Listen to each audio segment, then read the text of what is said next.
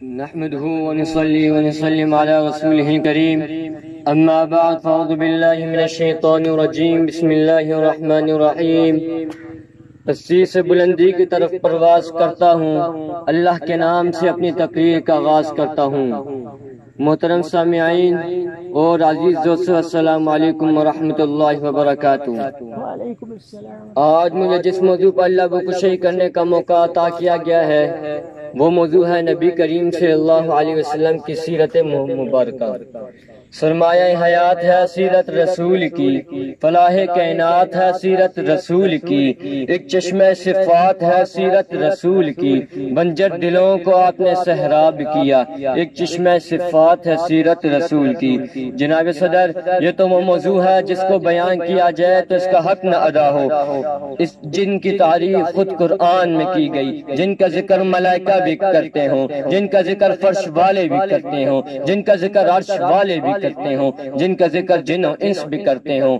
جناب صدر، یہ تو وہ موضوع ہے، اس کو اگر بیان کیا جائے تو یہ کبھی ختم نہ ہو، جن کو اللہ رب العزت نے فرمایا ہم نے آپ کا ذکر بلند کر دیا، اور اللہ تعالیٰ فرماتے ہیں آپ کا دشمن بے نام و نشان ہے، جن کی تعریف میں اللہ تعالیٰ نے فرمایا یا ایھا المدثر، جن کی تعریف میں اللہ تعالیٰ نے فرمایا یا ایھا المدثر، جن کی تعریف میں اللہ تعالیٰ نے فرمایا یا ایھا المزمل، جن کی زلفوں کی تعریف قرآن میں کی گئی، جن کی چادر مبارک کی تعریف قرآن میں کی گئی، وہ اجمل، وہ اکمل، وہ ارفع ہمارے نبی محترم حضرت محمد مصطفیٰ احمد مجتبیٰ صلی اللہ علیہ وآلہ وسلم ہے۔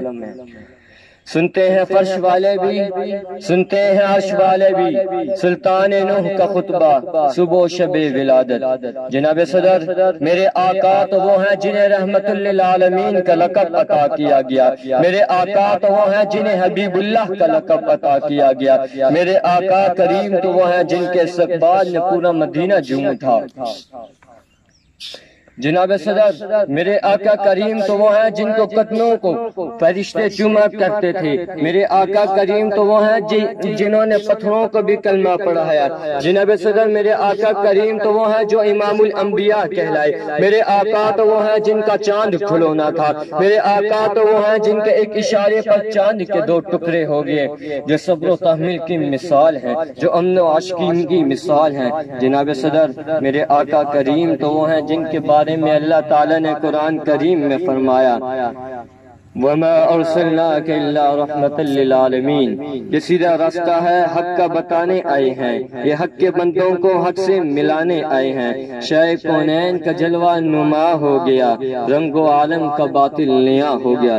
جناب صدر، میرے آقا جب اس دنیا میں تشریف لائے تو یہ دنیا جہالت اور گمراہی میں تھی، ساری دنیا پہ رحمت کے بادل چھا گئے، تمام بت سجدے میں گھر گئے۔ آپ نے لوگوں کو کلمہ حق کی دعوت دی اور اپنی ساری زندگی لوگوں کو امن کی بات سکھائی، دنیا سے ظلم و فساد ختم کیا اور اس دنیا کو امن کا گہوارہ بنایا۔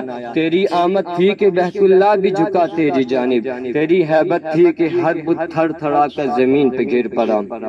جناب صدر، ہمیں چاہیے کہ ہم حضرت محمد مصطفیٰ احمد مجتبیٰ صلی اللہ علیہ وآلہ وسلم کے بتائے ہوئے اصولوں پر عمل کریں، اور ہم اگر اپنے نبی کریم صلی اللہ علیہ وسلم کی سیرت مبارکہ پر عمل کریں گے تو انشاءاللہ ہم دنیا و آخرت میں کامیابی حاصل کریں گے۔ وآخر الدعوانا ان الحمد للہ رب العالمین۔